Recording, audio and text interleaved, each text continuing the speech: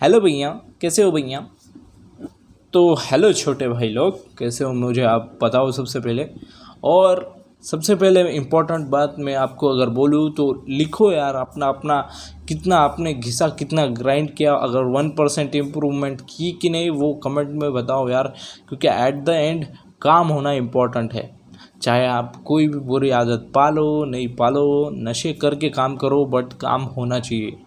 इतना ही कहना है। बाकी मेरा सिर्फ इतना ही कहना है, हमारा इंडिया, हमारा देश एक टाइम पे सोने की चिड़िया कहलाता था। और हमारे एक टाइम पे देश में किसी भी रिसोर्सेज की कमी नहीं रहती थी और किसी भी आंसर की कमी नहीं रहती थी। आजकल लोग यही तो कर रहे हैं कि अपने क्वेश्चंस का आंसर ढूंढ रहे हैं, अपना गोल ढूंढ रहे हैं, अपना पर्पस ढूंढ रहे हैं। ऐसे ऐसे स्पिरिचुअल क्वेश्चंस ढूंढ रहे हैं दुनिया में जो उनको कहीं पे भी नहीं मिल सकते थे, वो इंडिया में मिल सकते थे। और आई हैव प्रूफ, क्योंकि महात्मा गौतम बुद्ध हमारे यहाँ से होके निकले हैं और फिर चाइना जाके अलग अलग देशों में उन्होंने भ्रमण किया था और अपनी ज्ञान को, अपनी जो एनलाइटनमेंट थी उसको स्प्रेड किया था। इसी से मैं कह सकता हूँ कि हमारे इंडिया में जो चाहिए था वो था, और नंबर 1 पे था, वो चीज़ है पीस। देखो यार, कितना भी सोना संपत्ति रहने दो, at the end peace matter करता है, और वो हमारे इंडिया में थी। और उसी से उस टाइम पे मैं जैसा सोचता हूँ, उस टाइम पे जो सिचुएशन थी कंप्लीटली 180 डिग्री उल्टी सिचुएशन अभी चल रही है। कैसे? Let me explain. देखो यार, हर एक बुरी आदत, हर एक बुरी चीज़ हमारे इंडिया में नॉर्मलाइज्ड है, चाहे आप मानो या ना मानो। स्क्रॉलिंग, हाँ, सब करते हैं। जो जो लोग बोलने चाहिए कि स्क्रॉलिंग मत करो, अपना अपना काम करो, पर्पस के ऊपर काम करो, गोल्स को हंट करो, वो लोग भी स्क्रॉल कर रहे हैं। स्क्रॉल करते करते, ऐसे स्क्रॉल करते करते बोल रहे हैं गोल्स के ऊपर काम कर, वरना कोई भी नहीं बोलता। और मैं अगर आपको एग्जांपल देना चाहूँ तो मान लो ये है लाला, ये है लाला। लाला इसे है हेलो कहे लाला, हेलो, कैसे हो? मैं दिन में 2 घंटे स्क्रॉल करता हूँ। देखो क्या बताएं यार, ये इतना सा छोटा सा आदमी 2 घंटे स्क्रॉल करता है।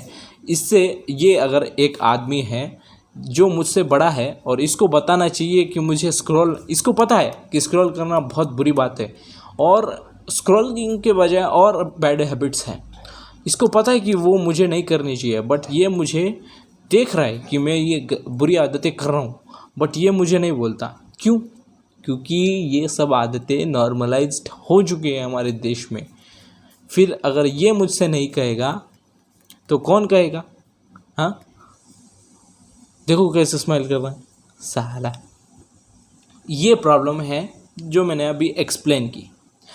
अगर मैं सबसे बड़ा एग्जांपल देना चाहूँ तो डूम स्क्रॉलिंग का। देखो यार, हमसे ज़्यादा तो हमारे, ये रियलिटी है, सैड है बट रियलिटी है, हमसे ज़्यादा तो हमारे माता पिता स्क्रॉल कर रहे हैं, और मत करो बोल रहे तो और कर रहे हैं।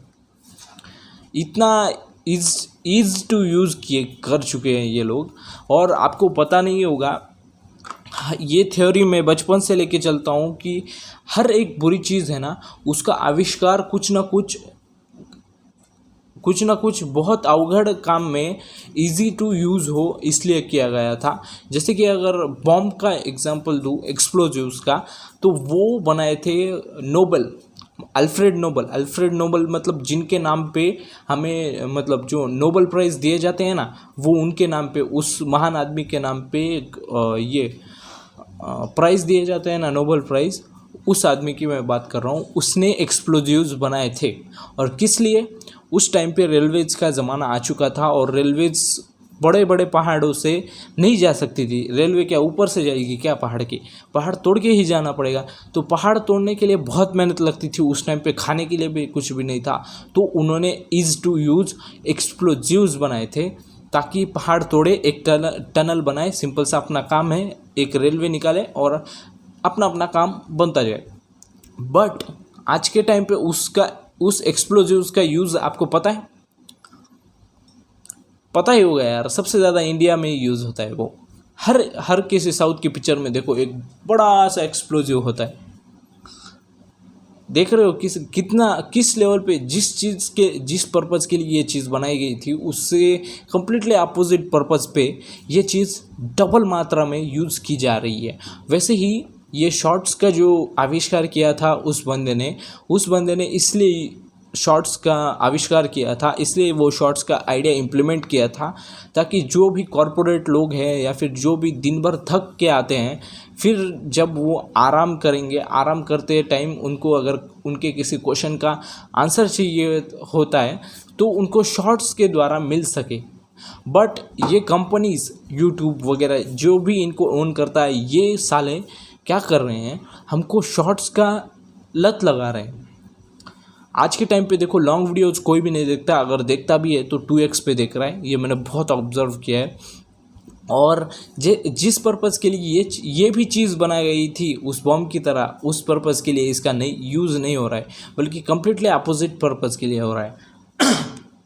चाहे वो कितनी भी ब्रेन रॉट रील्स हो या फिर क्रिंज रील्स हो, प्लेटफॉर्म इन्हीं रील्स को और रीच देता है और आपके पास पहुंचाता है, और यही सड़ा गला सब इन्फॉर्मेशन आपके हेल्दी दिमाग में जाती है, जो एक सोने की चिड़िया के देश में पैदा हुआ है दिमाग।